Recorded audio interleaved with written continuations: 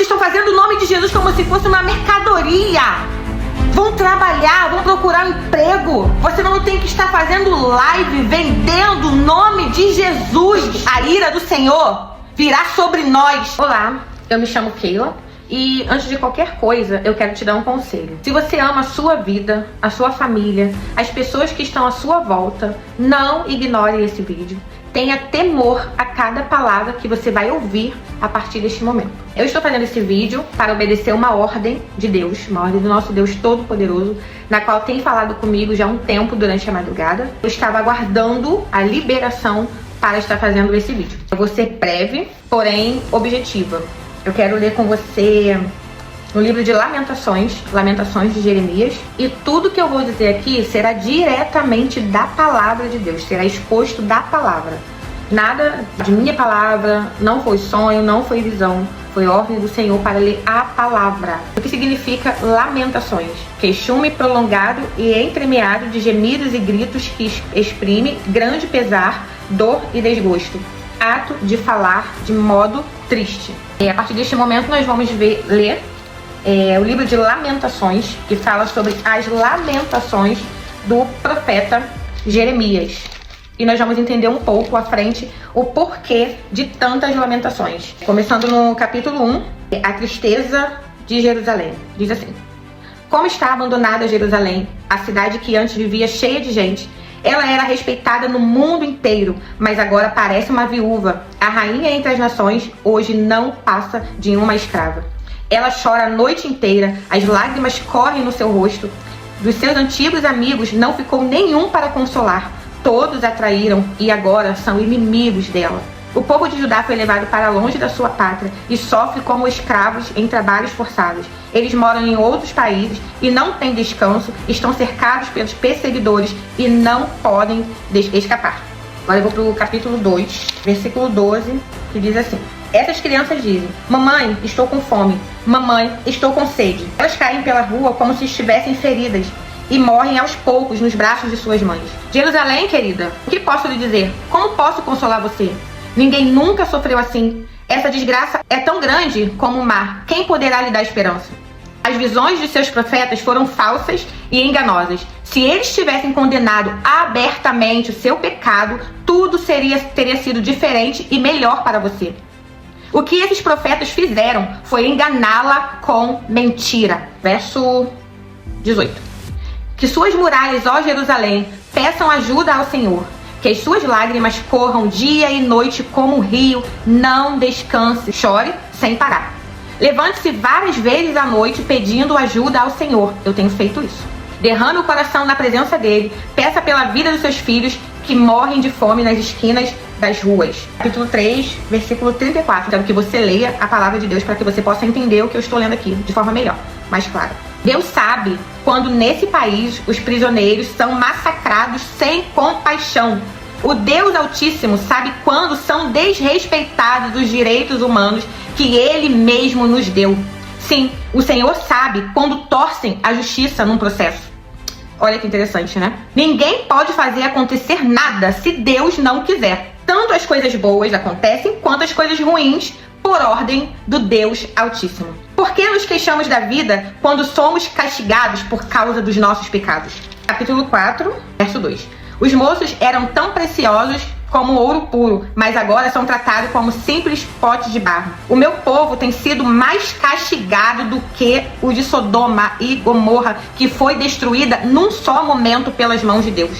Os nossos príncipes eram puros como leite e sem manchas como a neve. Eram fortes, cheios de vigor e seus olhos brilhavam de saúde. Agora o seu rosto está preto de carvão e quando eles andam pela rua, ninguém os conhece.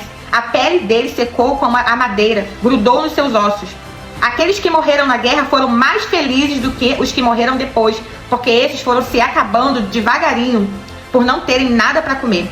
Quando Jerusalém foi destruída, mulheres que antes eram amorosas cozinharam os seus filhos. Tudo isso aconteceu por causa dos profetas, por causa da maldade dos profetas e dos seus sacerdotes. Eles foram culpados pelas mortes de pessoas inocentes.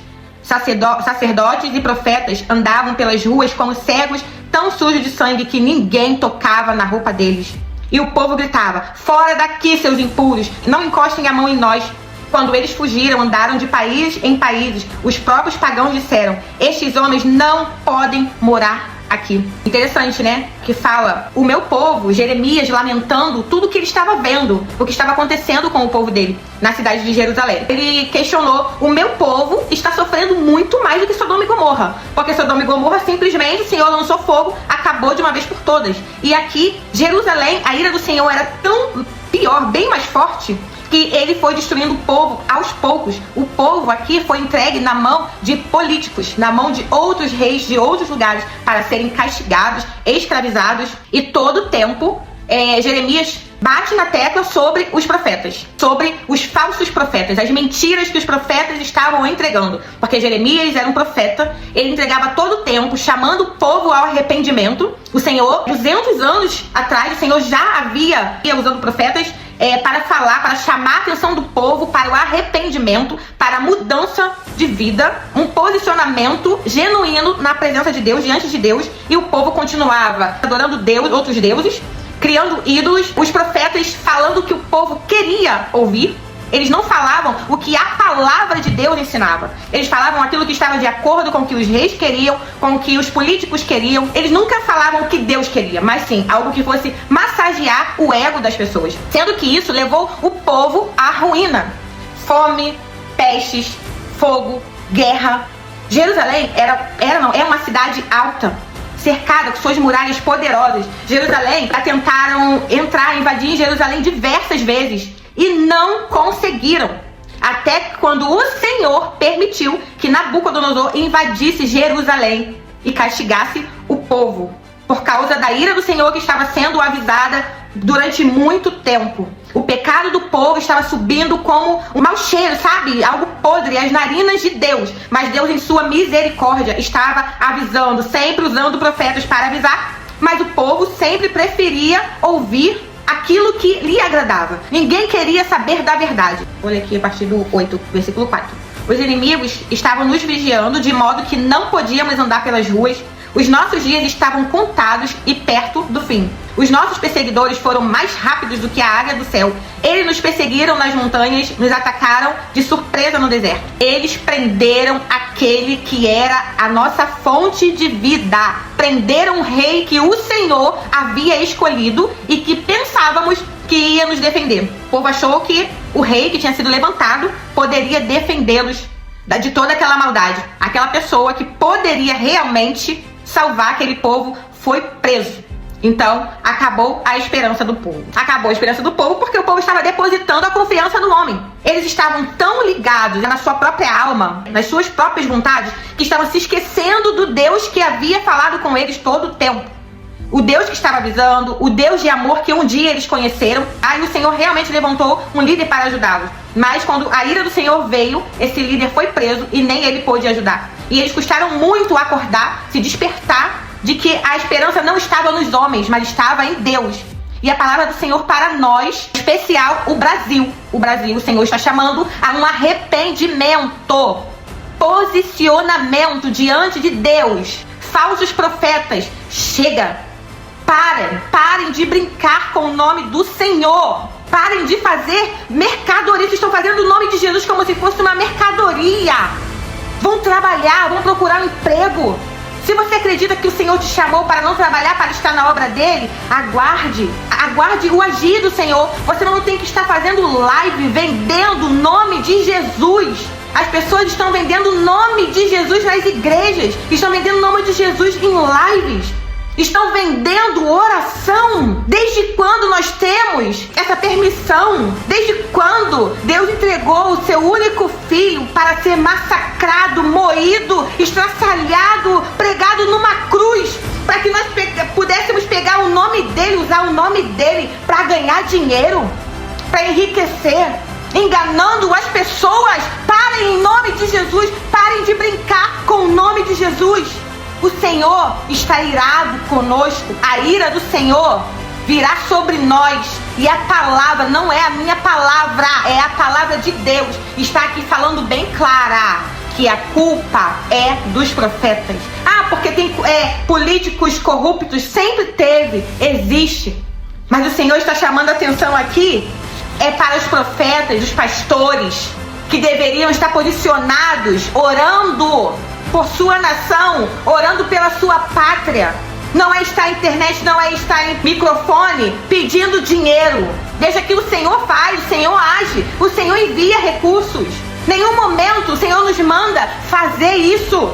A palavra de Deus nos deixa bem clara: vão, curem os paralíticos, expulsem os demônios, façam isso. Vocês estão recebendo de graça e de graça deem. Então parem de usar o nome de Jesus. O nome de Jesus não é mercadoria. E você que está pagando, você está pecando, errando, provocando a ira do Senhor da mesma maneira. Porque em Oséias 4:6 fala: o meu povo perece, o meu povo está sendo destruído por falta de conhecimento. Um conhecimento que, graças a Deus, nós ainda temos aqui. Ainda temos a possibilidade de ouvir a palavra, de abrir a palavra e ler, estudar, pedir ajuda ao Espírito Santo para falar conosco. Agora você quer pagar para alguém orar por você? O véu já foi rasgado, você tem livre acesso a Deus. Você não precisa, você pode pedir oração para um irmão, você pode pedir ajuda a um irmão para orar com você. Eu posso orar com você, mas você não tem que pagar. Jesus já pagou o preço por você. Deixa de ser ignorante. Ignorância é pecado. Ignorância é falta de conhecimento, ignorância é trevas. Isso aqui é luz. O conhecimento é luz, conhecimento é caminho. Vai buscar o Senhor, vai orar, toma vergonha na sua cara, vai se posicionar diante de Deus. Para de ficar em live, pagando pix pra fofarrão, pix pra falso profeta. Ah, mas ele falou a verdade pra mim. Já ouviu falar sobre aquele profeta Balaão? Que as pessoas sempre usam: ah, mas o Senhor usou até uma mula. Sim, o Senhor usou a mula para falar com Balaão, porque Balaão estava totalmente cego, querendo receber pelas profecias dele. Ele nunca errou uma profecia sequer. Balaão sempre acertou, porque ele era um profeta. Ele se tornou um falso profeta desde o momento que ele começou a querer pedir, querer receber dinheiro para entregar profecia. A mula falou com Balaão porque o Senhor tinha enviado anjos para parar Balaão, e Balaão não estava enxergando o anjo porque ele estava com a alma dele muito acesa, muito ligada em dinheiro, em riqueza, em finanças, e ele não estava conseguindo enxergar o anjo. Então o Senhor, ele começou a bater na mula, e o Senhor teve que usar a mula para falar com ele, porque a mula estava enxergando o anjo e ele não. Então não seja cego, não caia em ruína por não conhecer uma palavra que você ainda tem acesso. Aproveite enquanto é tempo. Essa é a palavra de Deus para nós.